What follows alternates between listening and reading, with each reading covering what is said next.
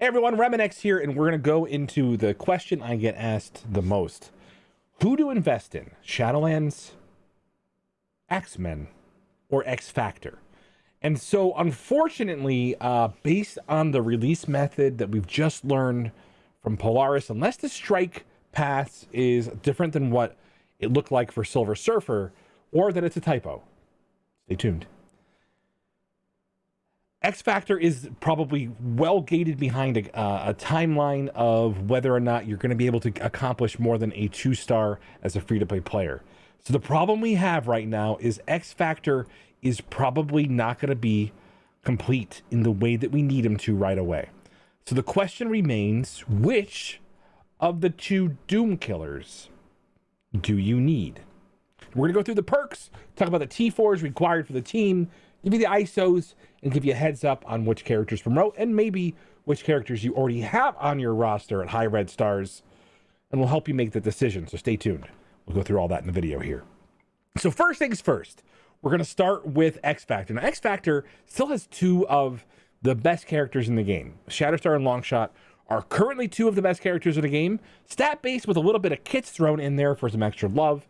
The fact that they get speed bonuses on crit is probably not something that's going to be diminished very easily. Problem they're going to have was what happened in War when they had deflex. Well, that was solved with Polaris, who is now struck behind it, strike pass.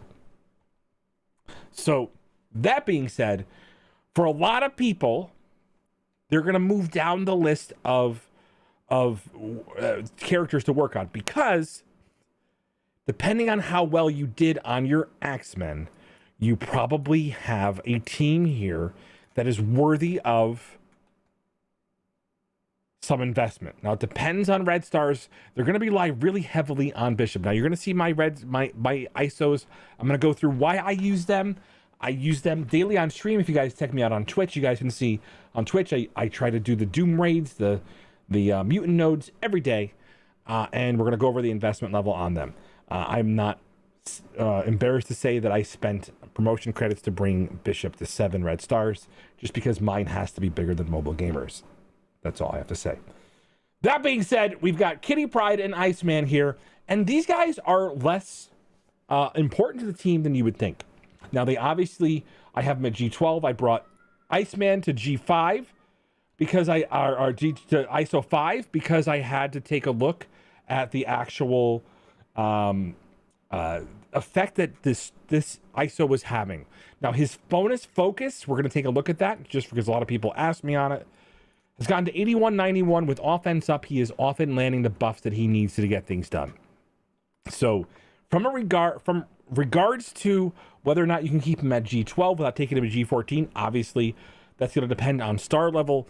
I will say at 5 a red star, 7 star, his focus is enough for him to land the stuns and the slows without taking him to high levels, but he probably will get some love from me later on, depending on what we see as a Doom, the Doom teams as far as support goes. Same thing with Kitty Pryde. Kitty Pryde, we ran into a team today of BH 2.0 with a plug-and-play Doom, and I failed the attack. Probably would have needed a little bit higher Kitty and Iceman to get through some of those buffs to be able to clear some of the debuffs. That being said, Jubilee and Bishop, centerpiece of the team, very, very powerful. We're going to talk about how this team works. We're going to talk about what abilities to focus on and how they beat Doom. So the first things first is the passive with this charge and the damage reduction. Bishop is one of the best tanks in the game, and he's a blaster. And so, ironically, he is also the centerpiece for the damage on this team. As a striker, he is 3-tapping with the striker skirmisher assist because of Jubilee giving them the 100% assist chance. On his turn, he can absolutely nuke down a target, and when a target has been destroyed, they get speed meter. That speed meter is another part of that kit, which makes this team relatively important in the game. Now we're going to talk about the passives here, so we're going to talk about things that I think are important. You don't have to do this now. We're clear 2 negative effects. I do prefer being able to clear 2 negative effects. As far as abilities go, I recommend the passive on Bishop for the 100% counterattack to prevent chains. I also recommend the ult, just because the ult just does so much amazing damage. When he's charged, it is one of the highest damaging abilities in the game. The same thing for Jubilee. Now, Jubilee's passive is important, and we're going to talk about something else over here.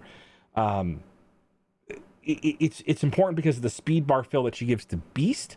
And what Beast actually does is help respawn when they're taking damage, and that is what makes them also a Black Order killer. If you guys haven't seen that, I have some videos where you can see them taking on Black Order as well. And then we're going to talk about this ability. Now, this ability still hasn't been corrected. If you look at the level 7 ability for a T4, I recommend it because this is another big key to looking at a team here. So again, we're talking about so far 5 T4s in the squad, and it's kind of a big deal because this rewinds an extra 15% for speed wise, or extra, yeah, I think it's 10 or 15, but it goes up to 25. So it is something that is not in the description here on level 7, but it's something to take note of. You're going to want to do that, especially against Doom. This one isn't as important. It's actually, it'll help them burst through teams faster, but all of them have value, especially with the basic always applying blind. So there's a pretty significant T4 investment here. Now you'll see here, I only did the passive and the special here. All right, now the special here, I'm not sure you have to. In raids, I'm not finding it very, very powerful. They're not getting a ton of speed when enemy has taunt. It just lets her kind of punch through the squad faster. I probably would recommend avoiding it. And we're going to talk about this. I've only done the passive here. I think the passive is extremely important if you're going to use them as a raid team, which you probably should. Now, reports are in at 250k. They're able to do the U7 raids better than the symbiotes at 400k, and I'm not kidding. It's because they're able to punch through and do more damage and do it faster. So from a perspective of teams, okay, Axeman provides a raid team, a top tier war attack team,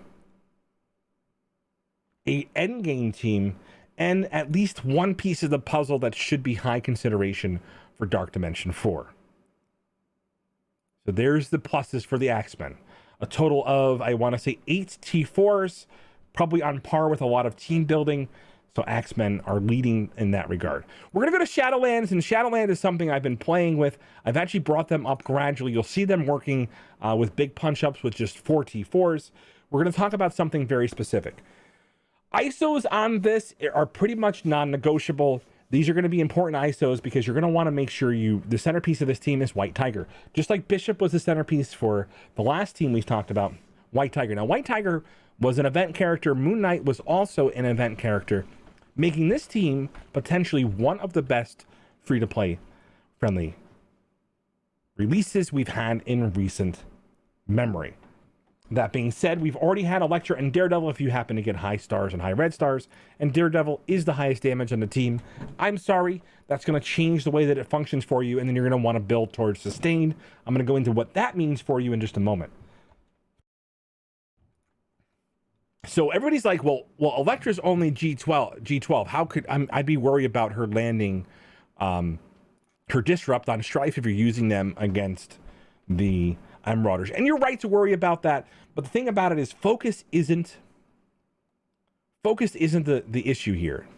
All right, she's got a bunch of focus built into this, a 500%. It actually is 500%, the decimal. Jeff got that one right. So it's not getting resisted. What it could get is blocked, and then it has a chance to be not applied, so that the disrupt won't apply. That's the difference between being resisted and disrupt. I'll go over that in another video down the road here.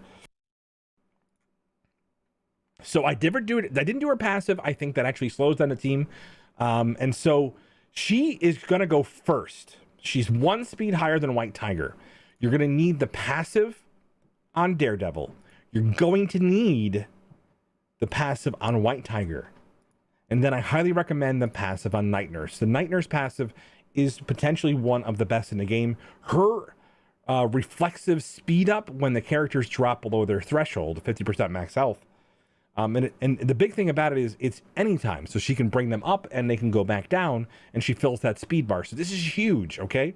And then she's healing on her own turn. So she's phenomenally well equipped to handle the battle. So her passive is the third one I recommend. Now we're going to talk about something. You're probably not going to take this against Doom right away. You're going to need to get used to how this team works. This is going to be, for a lot of people, your Emerald or Killer. And the same thing goes for Axemen. They're going to be able to drop Strife and get to the clone really quickly and then get some speed up. There really isn't much about that team that's going to have trouble. The thing about this team is they're built for speed. You've got 2 turns of offense up. You're going to be building it to either attack quickly or then respawn with sustain and then hopefully not lose out to Emma with a healer Emma. And so you're going to have to look at the team, and your White Tiger is going to need to compare to your Emma Frost, because if you can't kill Emma and you somehow leave her up or Mr. Sinister up after the offense goes down, you can wind up well behind Emma. It's just devastating. That being said, they're already built to counter mind controls, so they're not doing as much damage. But the big thing about this is I recommend this ult first, above all their abilities. Now, a lot of other guides and other T4s are going to say, well, why, Rem? Well, there's a couple of things that are going to happen, okay? We're going to talk about why this team would fail against Marauders.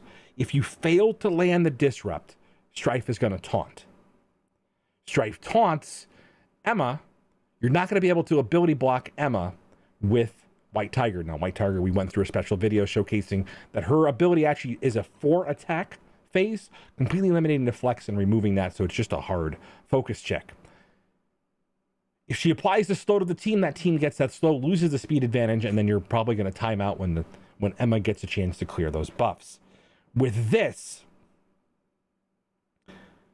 the other element of Ruin is if they clone Moon Knight, and if Moon Knight is cloned, he can drop debuffs, including blind. And without this ability to be able to use this, you're not going to be able to respond to get the speed up or to clear that. It is absolutely vital.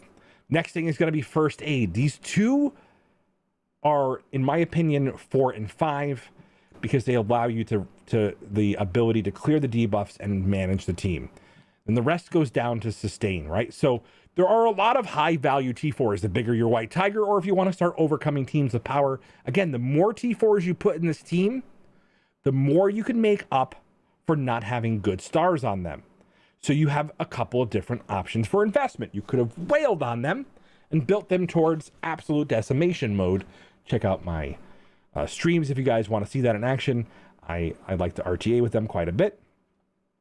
But by putting T4s in them, you can build them towards sustain. And what that means is they're going to basically just not die and are able to punch through and destroy the enemy team. So there are a couple of things over here.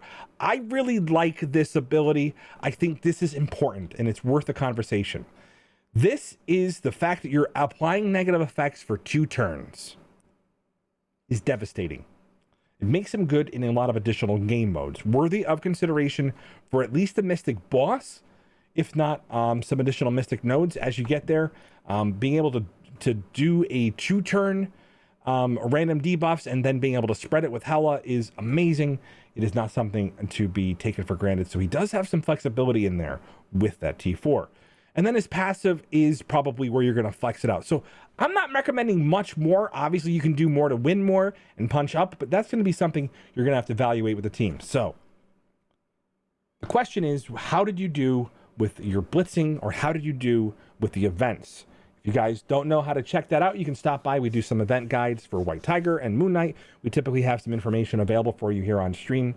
But I'm going to tell you, there are both amazing value. They're both Doom killers, and they're both the future of war. Shadowlands gets a huge bonus on war, and because they get that bonus attack, the numbers I'm seeing from my 7 Red Star White Tiger are absolutely insane. I have not seen single damage numbers on a non-charged ability ever. So she is well worth it. And I think this team, like I said, very, very free to play friendly, is a Apex alpha, whatever you want to call it, war team for a relatively low cost, worthy of the investment if you can. They are not Skilletary 2.0. They aren't Wakanda 2.0. The problem with this is Night Nurse is the only one who sees viability outside of the war attack. So the question is, you know, you can obviously force Moon Knight into the Mystic combo for the Doom Raids. Night Nurse does have a lot of utility in the skill nodes. So this is the other benefit to working up a team, is when you can work them into another game mode. This is going to be absolutely vital for your choices. So I'm going to rank them according to my opinion of how to work on them right now. Okay. Starting with the Axemen, if you have high red stars on Bishop, you have Jubilee. That is a team to work on, providing you can you have decent stars on Beast. We've had different release methods for them.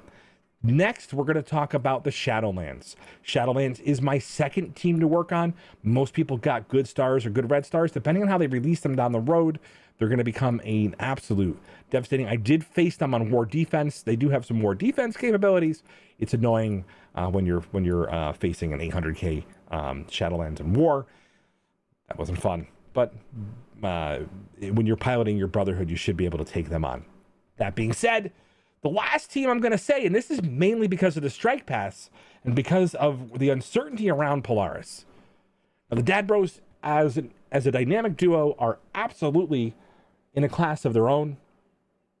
But I'm going to say, because of the uncertainty around how Polaris is going to be released, the fact that we've gone into multiple man, and we're seeing, you know, while he adds value to the team, he isn't solving a lot of their early problems with getting rid of deflex like other characters are, cough, cough, Silver Surfer.